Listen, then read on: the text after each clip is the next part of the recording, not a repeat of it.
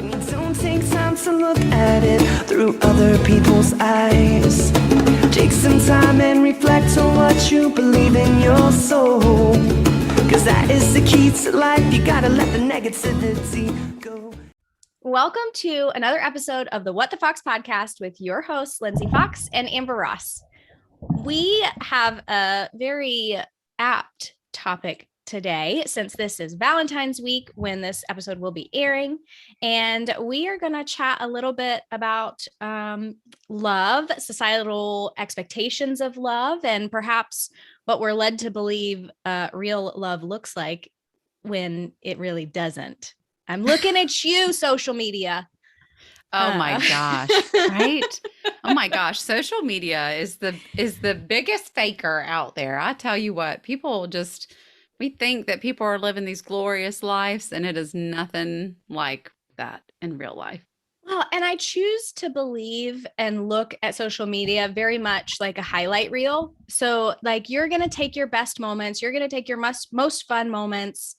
You know, you're going to take the ones that are meaningful and share those out, but that doesn't mean that like that's your whole life. Like it's rare for folks. It's not as much anymore. People do go rant on social media and air their dirty laundry quite a bit. But I think the knee-jerk reaction is just to share the good stuff because that's what feels good to share and that's what feels good to read. So we're just reinforcing norms like by expecting that from people. And it honestly, I mean, that's why there's a lot of research out there to show that social media, and in fact has, contributed to a lot of people feeling more depressed.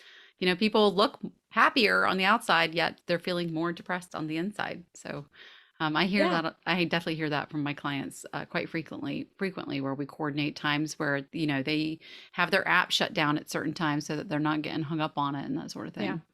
Well, and I don't think that's anything new. I imagine, like, I'm going to say, quote unquote, I'm using air quotes for those listening and not looking at us. Back in the day, I imagine when people got together, they shared that highlight reel verbally, not in picture format, not, in maybe as much detail, but I'm sure it elicited the same feelings and the same thoughts and the same emotions. Just now we're bombarded with it 24/7 instead of, once a week, twice a week, however often you're getting along with or getting together with folks. Big time. So protect your space, protect your peace, set those restrictions on when you consume it. Don't let it consume you. So my first soapbox moment. Hey, that's okay. Hey, that's all right. It's just, but I think that, social media actually ties into this pretty nicely in the sense that whenever it comes to Valentine's Day, everyone seems to post all the beautiful moments of Valentine's Day. And even if you are single and not dating anyone, we post Galentine's Day photos. We post the friend stuff, and it's funny because it's like, what is the point of Valentine's Day? Why are we so keen on celebrating it?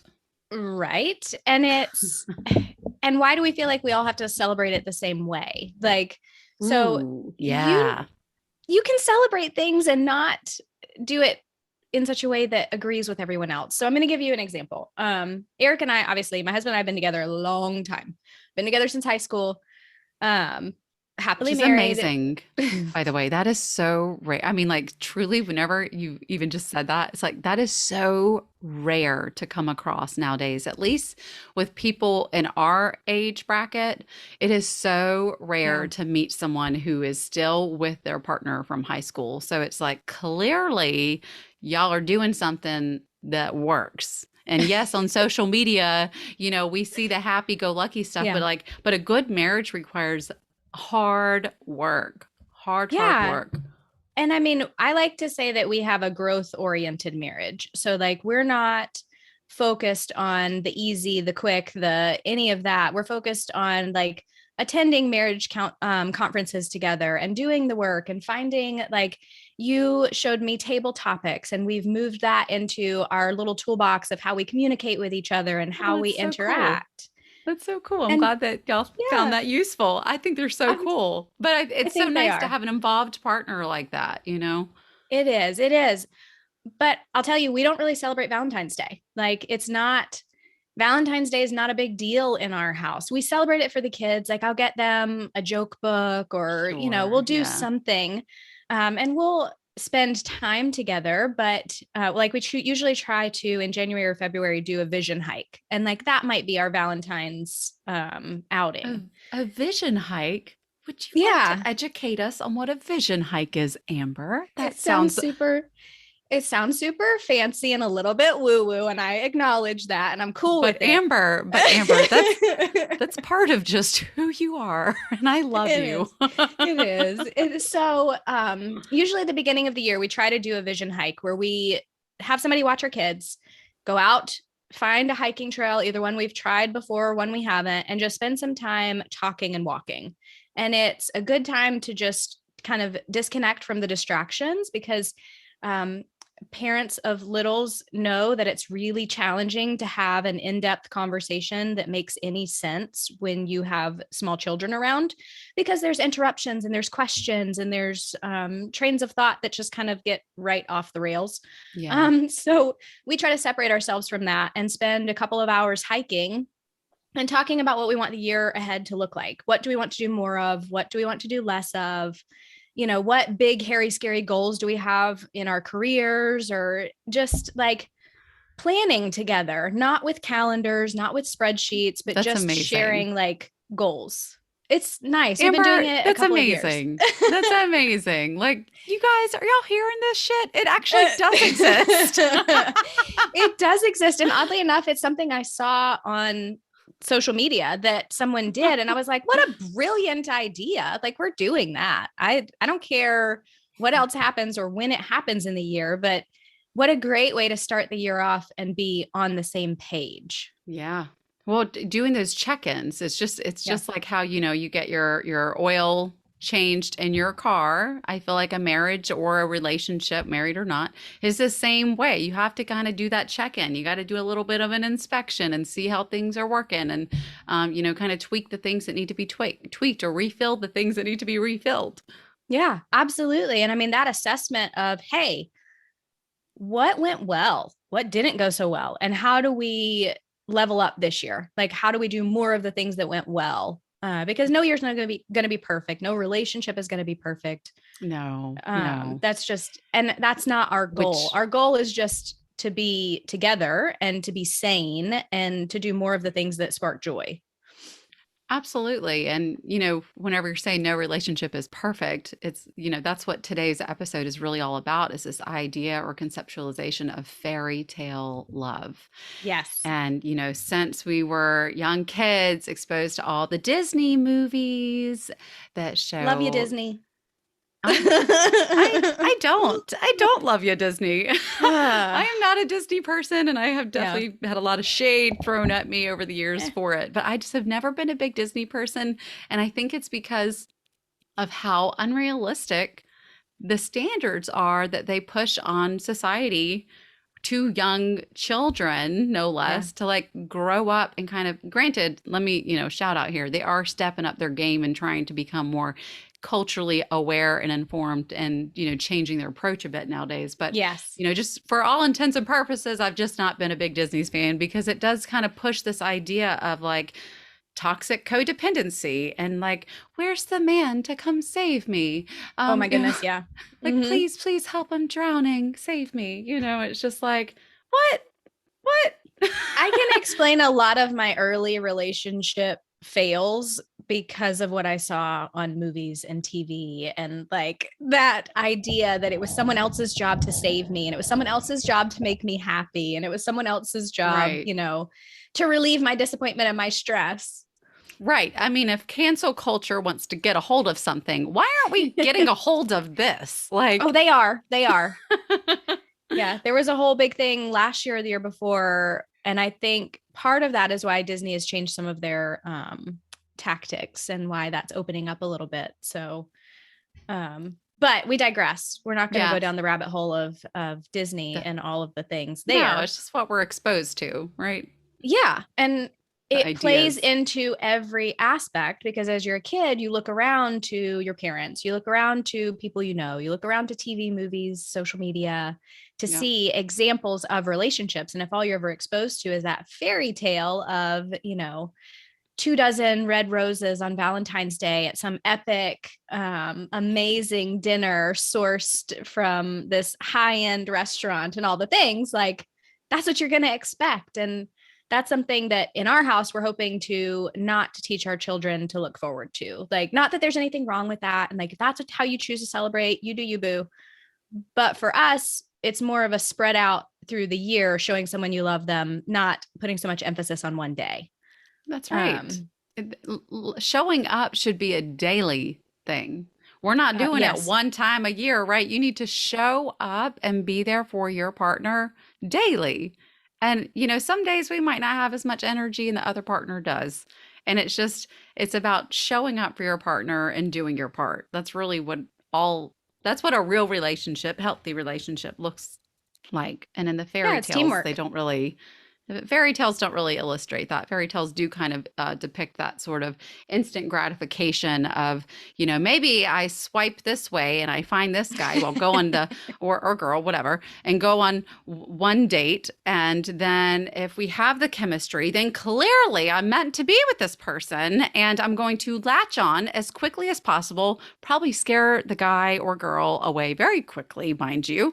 But because of our high need for control, we're going to try to just grasp so tightly and squeeze onto this idea. So just as I'm sorry, I might go my own soapbox for No, I'm loving it. Keep going, please.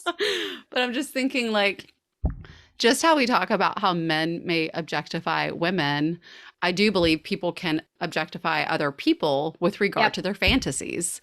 And, if I want to talk about traditional gender norms per se, it's typically we would see that in the shape of women kind of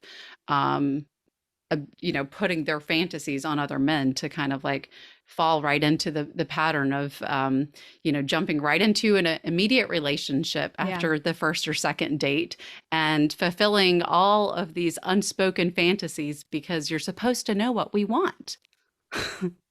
Yet there's no communication, trust, or intimacy that's been established. Yet we're expecting you to show up and they get mad when you don't.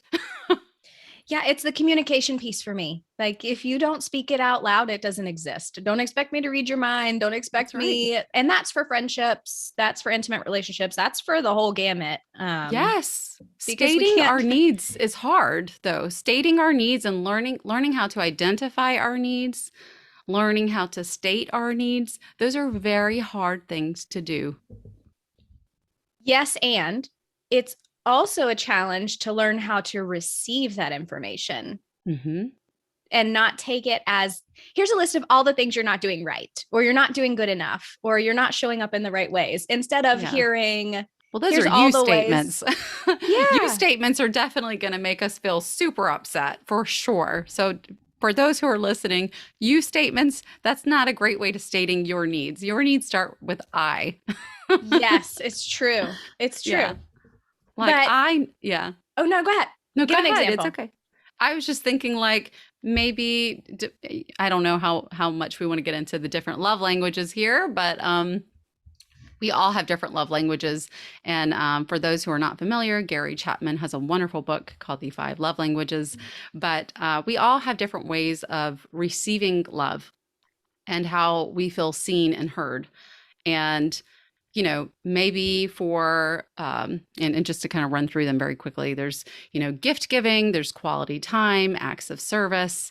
What else am I forgetting? Physical touch, Words of affirmation. Yes. And so maybe for words of affirmation, it's maybe for you to feel love, you really need your partner to express hey, hun, I am so proud of you. You have worked your ass off this week. I'm so proud of you. Look at all of these things that you did this week or whatever. You did such a great job. And if you're more for you to receive love, if that's what you need, it's important that you communicate that to your spouse instead of getting mad at them for not doing the thing, because maybe they don't understand that that's what you need. Well, and it's so important to communicate that with friends and loved ones, like your intimate spouse, because you show up for people. We tend to show up for people in our love language instead of in theirs. That's So right. having a conversation to say, hey, I feel most loved when XYZ. Mhm. I feel most supported when this, that, and the third. Those are such important conversations that society, by the way, never tells us to actually have when we're getting to know someone or when we're like doing life together. Disney, hello, Disney. Can you start doing this in your movies? Can we? Please, please, dear Netflix. But it's so true though. It's like we don't really, there's really no like relationship 101 course or communication 101 course that people get in their upbringing in grade school and high school. And really we're just kind of learning through the role models that are set before us, which are oftentimes our parents and whatever is thrown out on TV or whatever in front of us. So we're not really learning these things. However, we are always expected to show up. Imagine that. It's bizarre. So let's circle back to Valentine's Day because I've shared with you a little bit about how we manage it in my house. Totally still celebrated. Did all, got the kids set up. They're ready for Valentine's Day at their school parties, all the things. What about your experience? So you're not currently in relationship in Right? celebrating Valentine's Day in the same way that we are. What has Valentine's Day looked like in the past for you? Hmm. I'd have to, well, okay, it depends. Okay, It that's fair. depends. Um, so historically, as I wear this lovely shirt that says loved with a period on the end, for me, Valentine's Day has generally been like a self-care day. Ooh, I like that. Yeah. And shout out, by the way, the company where I bought the shirt that I'm wearing, for those who can see on YouTube, it is a Black owned business called Beacon Threads. So just wanted to insert a quick shout out to them. They have Yeah, awesome, awesome. awesome stuff, but I love my shirt. And it just says loved, period.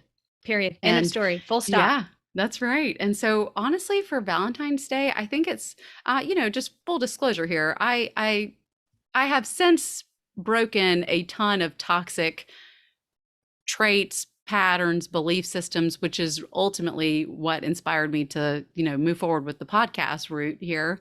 But, Yeah. In terms of prior experiences, I haven't always had a wonderful relationship history in terms of the partners I've attracted. And so Valentine's Day didn't never really like meet the expectations, so to speak, Yeah. or they appeared like so superficial, like what you see on TV, that it was so detached from the reality of what the Mm, relationship was like. I understand. So detached from what the actual relationship was like. And so if I was in a relationship, that's usually how it looked. But then on the other hand, if I was not in a relationship, it was just all about, showing myself love or self-care, like going out and treating myself to a massage, doing like treating myself to a favorite of some kind. Yeah. That's nice. And it's important to not overlook that aspect of loving yourself all year long and not just taking that one day of year to take care of you. Yeah. Yeah. I That's know. I and well, and I'm pausing there because it's something we battle every Well, day. well, just so our people understand, Amber just had a self-care talk with me before this. So, like she's saying this, she's looking at me. I'm like, I know, I need to up my self-care game. I know. I've Because been you very deserve busy it. lately. I've Not, been yes, you have, your life is in a state of uproar. So I'm not in any way, shape, or form wanting you to feel bad for not making that time. I'm just reminding you that you are important and you do deserve that time. Thanks, girl. Thanks, girl. And I really do. I do set aside time. It's Yeah. just I'm in the midst of like major life transitions that are actually all incredibly exciting. For the most part, they are very, very exciting. So, this isn't a bad thing. It's just Right. sometimes, we get busy. Life gets so busy. Next thing you know, you're like, holy crap, a whole month just went by. What happened to the time?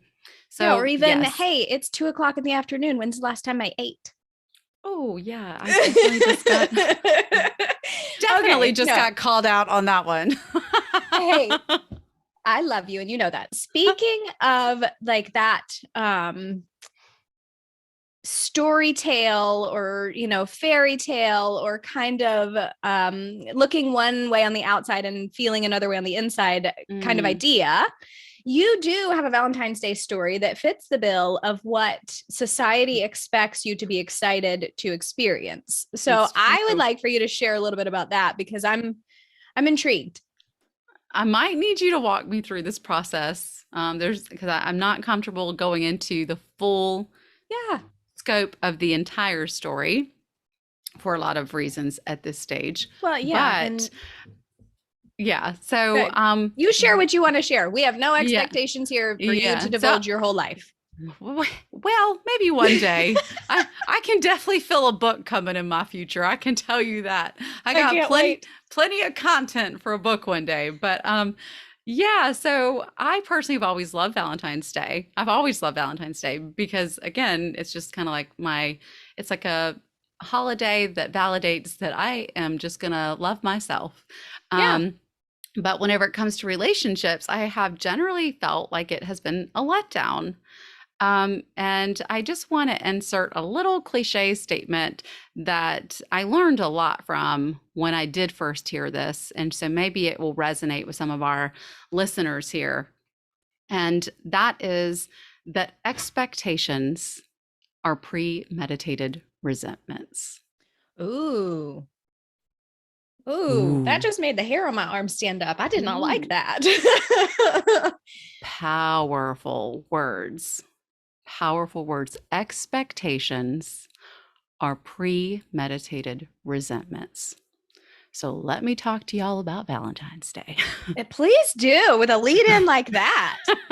So, I I f- I feel like because of the expectations that are put on us in society and how things should be, that also comes with holidays, Christmas, Valentine's Day, Mhm. whatever, and in a relationship, especially if you don't feel like your partner is showing up the other 364 days of the year, you Yeah. want this one, or at least for me, like I really need you to show up for this one. If you're gonna show up for this one, please.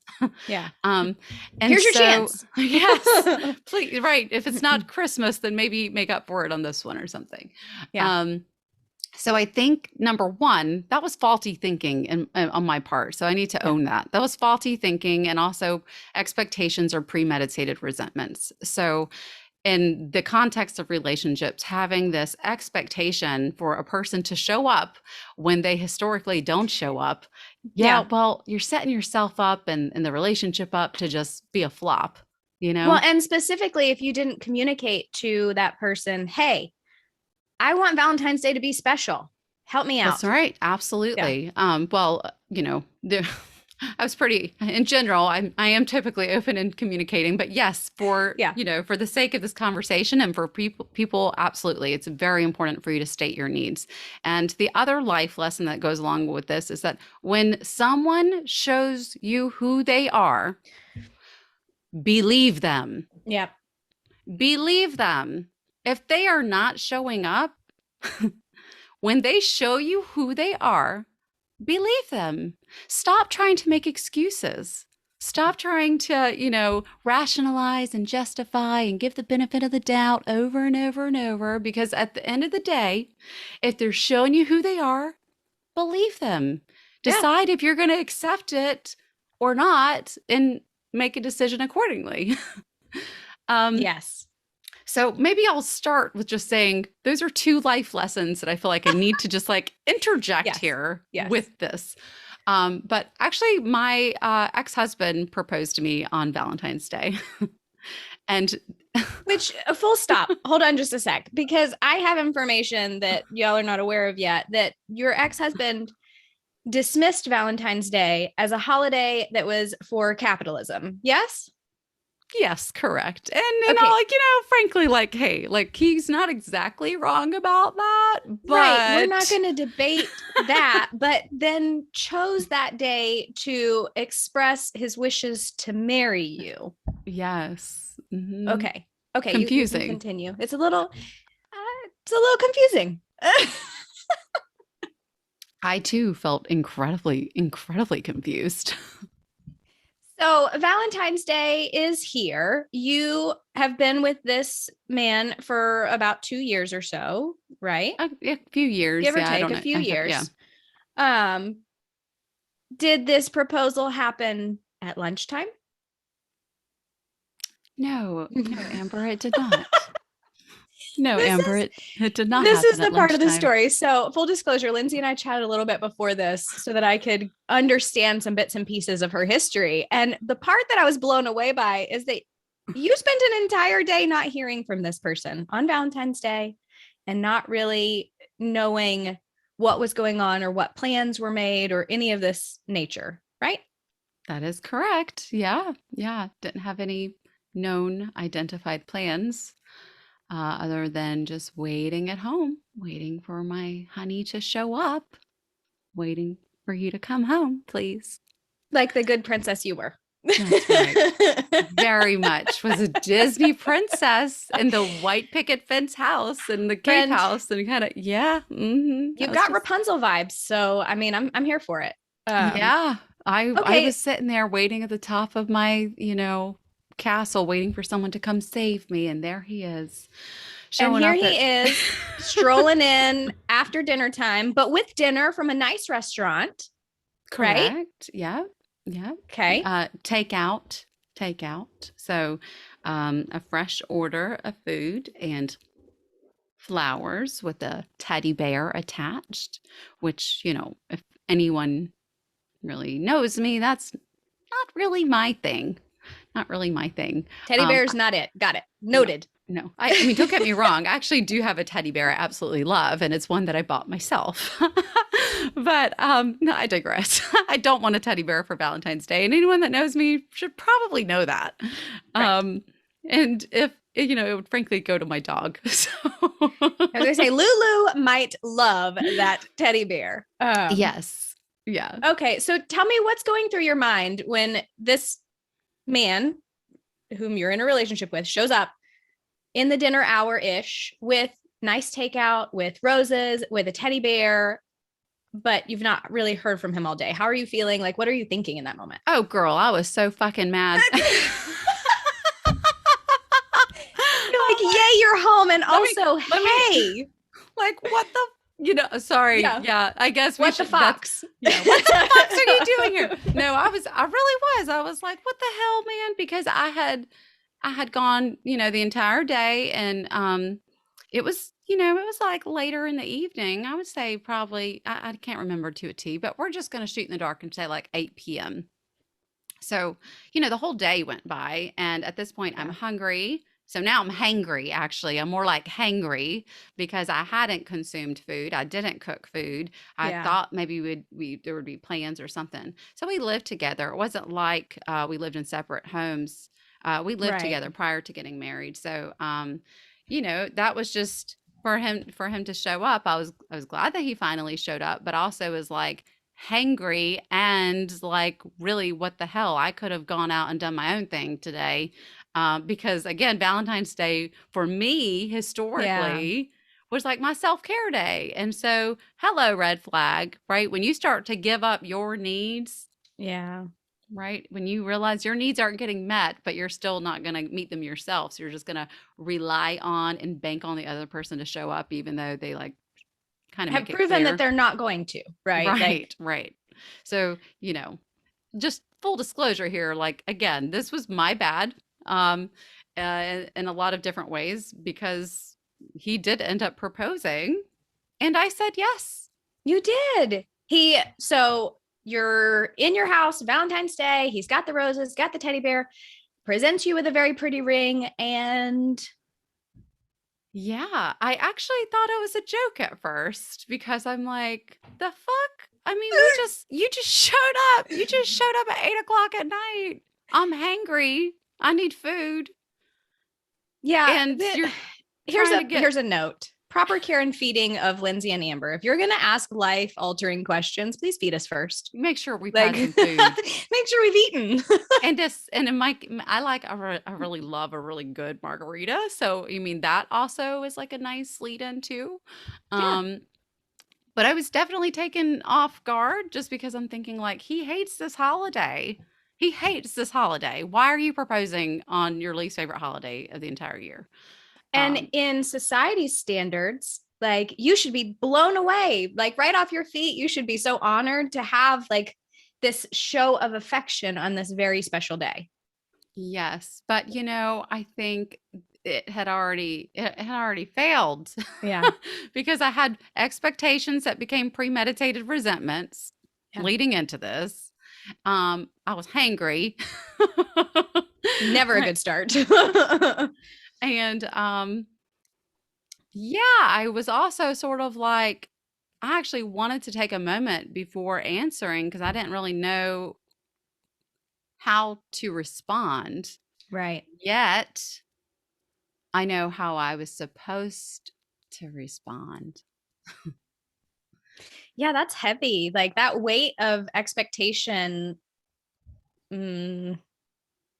So you respond, you shared with me, you had a thought in your mind of thinking, can I live with this person or can I live Oh, without this yeah. person? And kind of that, like when you took that pause, was Yes. running through your mind.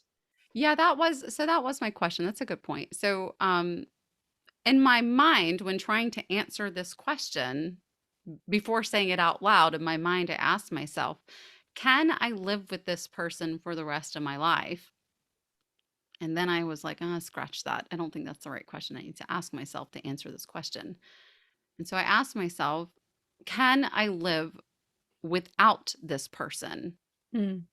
in my life? And my answer was no. So therefore, verbally, I communicated, yes, Yeah. I Well, and I do. think that's I an will. important question, right? Like we can live with a lot of people. Like you can tolerate behaviors, you can be in relationship with people, but being able to be without someone, I feel like that's a much heavier topic and a much like more Hmm. profound and actually a healthier way to look at it. But I'm kind of like, I'm reading your body language and feeling that you think that's a less healthy way.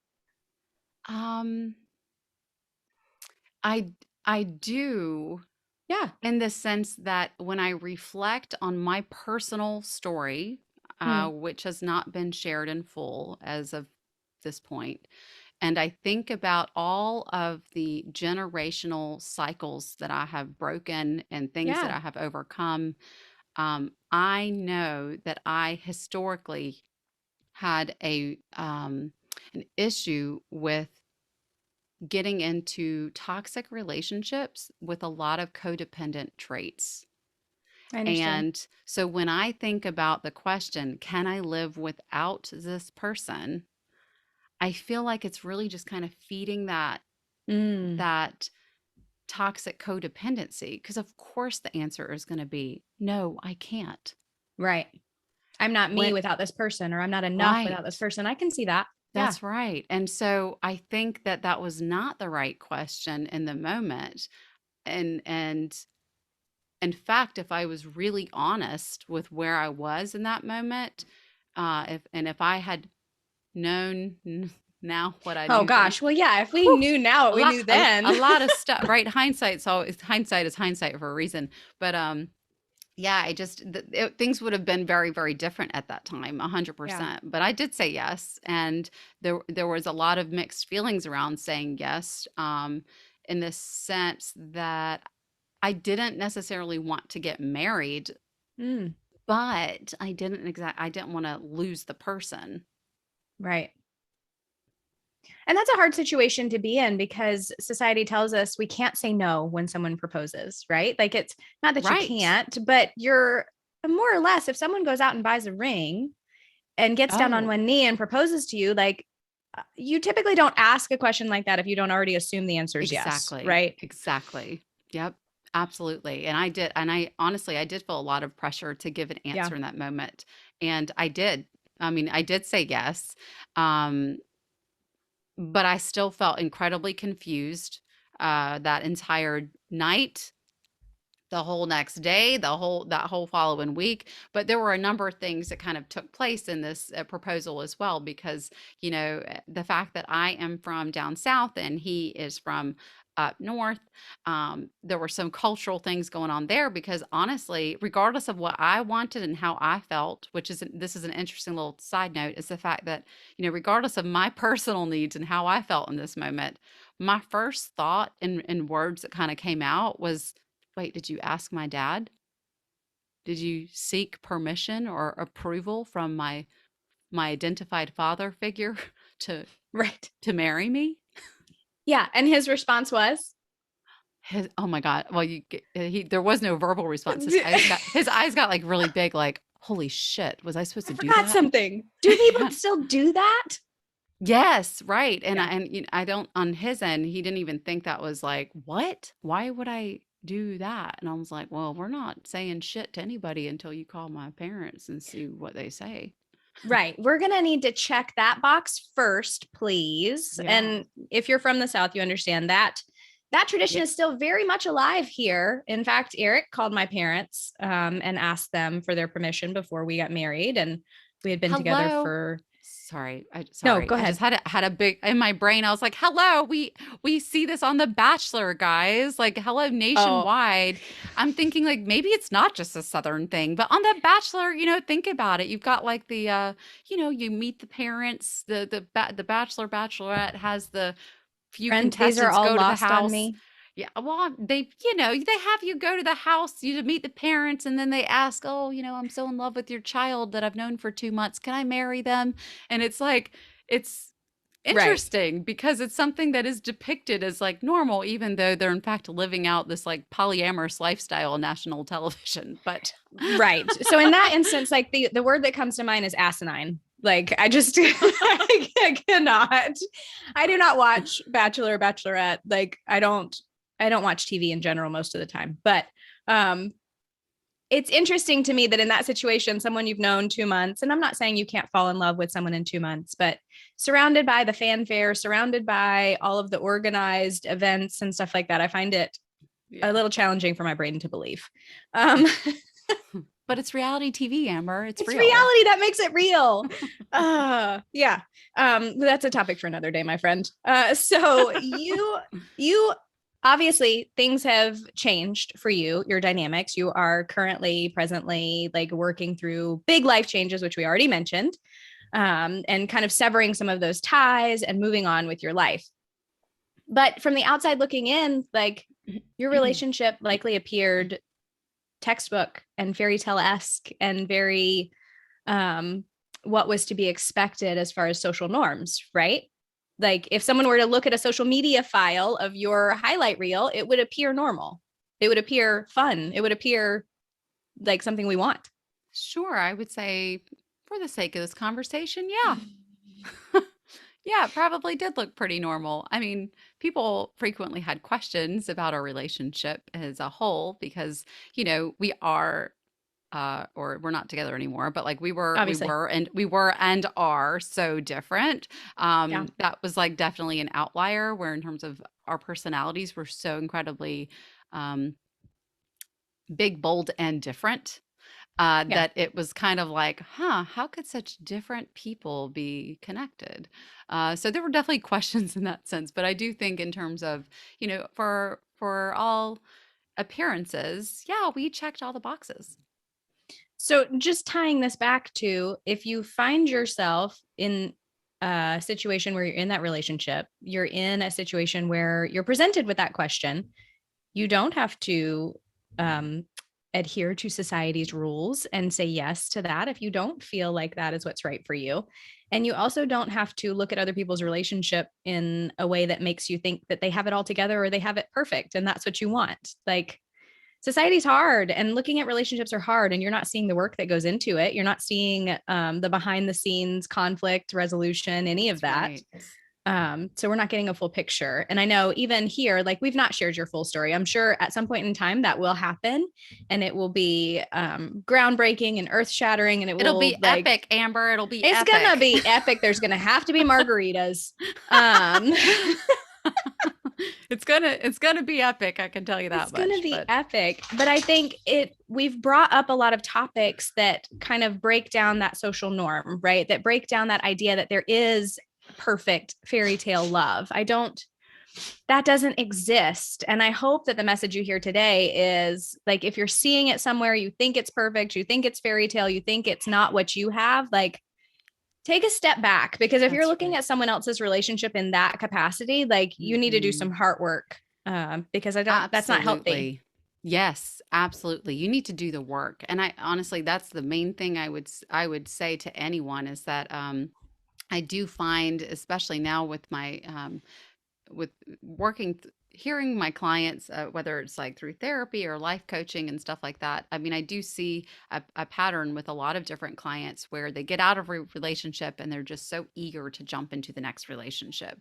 And, at the end of the day, that might feel like a really great way to solve your immediate problem, is to avoid the existing problem and dive into another relationship that feels good and safe and exciting or whatever it is. Um, That's the but easy way out. Yes, you have to stop Yeah. and do the work. You have to do the work. Actually, I didn't plan on mentioning this book today, but anyone on Instagram who's familiar with the holistic psychologist, Dr. Nicole LaPerla, she has this book. Oh, I've got my Oh, my how to blurry do the screen work. for Zoom. How Yeah. to do the work. Yeah. But that's really what it comes down to, is like how to do the work. You need to do the work before you are putting yourself out there to re-engage in a relationship. And Yeah. I think that we have to look at that piece whenever we're out there looking for that fairy tale um love, is you have to look at, why are you looking for that fairy tale love, and why is it that you're communicating to yourself that the grass is greener over here before Yeah. pausing to look at your own lawn. Well, and I think it's important to note, like, we're not saying that love doesn't exist and that you can't be madly in love with someone and be very happy and be very fulfilled and have that, No, like, because it's, you're an yeah. example of that. You're a perfect example. You and Eric are a great example of that. It does Let's not use the exist. word perfect. It does exist, but it looks different for Oh, every, let's not use the word perfect. my bee. No, it exists, but it looks different than what you might expect it to look. And it looks different than what you're going to see on social media and on in the rose colored glasses, right? Because you don't see everything Eric and I do in our relationship that's not the fun, like, Sure. Instagrammable whatever, because that's not stuff people are typically interested in. They just scroll right on Yeah. by and they're like, nope, too long, didn't read. Um, Guilty. That's me. That's me. I have an well, attention span of a goldfish. well, we all do. It's a problem. But I hope that you feel encouraged. I hope that you learned something today and you feel maybe a little fire under your butt to do some work in yourself before you Yeah. try to find that knight in shining armor somewhere else. And that's non-gender conforming there, just saying, like, don't look for someone to save you in relationship, because That's right. Save yourself. Save yeah, yourself and make Valentine's Day your day. Go back to making it your yes, day. Yes. absolutely. Take care of you. Use it as self care for you. And I would love to hear. I think I'm really most interested this week to hear people's experience with Valentine's Day and their perspective on Valentine's Day. And, like, did you have a Valentine's fail that came from an expectation that turned into a resentment, right? Yeah. Because I think that happens a lot, and we can give ourselves a gift if we release it and move on and learn something from it. Because I know, That's Lindsay, right. you definitely have. I mean, you started your story with, let me show you, like, let me tell you the ways that I've grown and I've learned from these things that I went through. And that's the Oh goal. yeah, you got to do the work. Yeah, that is like honestly the biggest takeaway from every aspect of my life, is you have to do the work, because if you don't do the work, you're just going to end up repeating your same kind of shadows. Like you're going to end up in the same kind of cycles and going through the same shit in different ways over and over and over again, until you do pause and look at the fact that you need to do the work. Yeah. It's really, you cannot escape yourself at the end of the day, and you're not going to find yourself in another person. So, Ooh, that's a good topic. That's I true. mean, it's I it like is it. it's a big thing, and it's something that is honestly, I feel like it's so normalized in our society. I especially think about music. Like a lot Mm. of musicians and a lot of artists out there really like to use music as a way to glorify codependency. Oh, we will definitely talk about this. I like it. We'll have to, I'm guilty of listening to songs and not actually listening to the words. So Mm, I tend to not pick up on things like that. So I'm yeah, interested. We'll definitely spend some time chatting about that. But I've definitely enjoyed this with conversation pleasure. with you. Yes, always good to Likewise, with chat. pleasure. You guys, as always, can find us on Instagram at What the Fox Podcast. And you can find us anywhere you listen to podcasts now. And we're That's excited. right. That's That's been, right. I'm going to tell you, I'm going to put it here. People don't talk about how hard it is to launch a podcast. People don't talk about all the things you have to know and all the Hmm. excitement along the learning game. But it is fun to see that come together. So to be able to share this with y'all is just, it's really heartwarming and to be able to get to do this. Absolutely. And thank you so much, Amber, for she was the one who came up with this topic, by the way. So I had Oh, we kind of we were going back and forth on a couple different topics for this week. And I thought this was a good topic. I didn't really go into it with anticipation of sharing, aspects of my story, but I do hope maybe it's helped somebody. Maybe it's helped you kind yeah. of reevaluate some of your own stuff. But by all means, please tune in next Tuesday when we continue to explore a number of other interesting ways of deconstructing social norms. Awesome. It's to be continued on what that topic shall be. But anyhow, thank you so much for joining, and we will talk to you next week. See you next Tuesday. And we all sing, everything is gonna be just fine. It's gonna fall into place. The sun is gonna set on your terrible day.